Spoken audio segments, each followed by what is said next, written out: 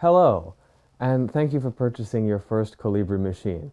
In this series of onboarding videos, we'll help you get started with Cabri, and we'll teach you how to cover paperback and hardcover books.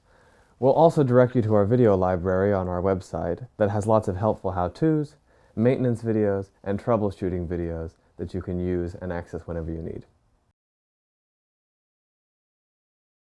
Alright, let's start by figuring out what's in your Cabri box and how to set it up. So, when you open your box, you'll find that inside you have your Cabri machine, some informational material, possibly some sample covers, the power cable,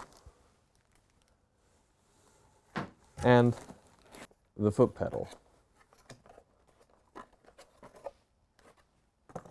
To set up your Cabri machine, first take it out of the plastic.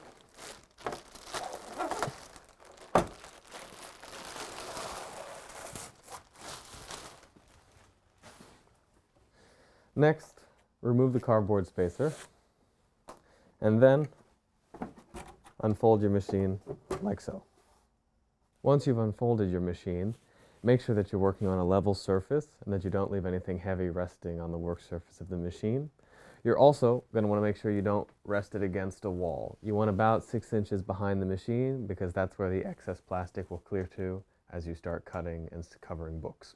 The foot pedal is an option you have available for working with the machine.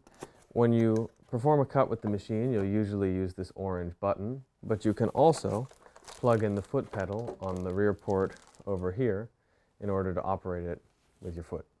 The next step is to plug in your machine. We recommend you plug your machine in directly into a wall just to make sure there's no connectivity issues. And to do that, you'll go over here to the back of the machine, plug it in. From there, all you need to do is switch on your machine,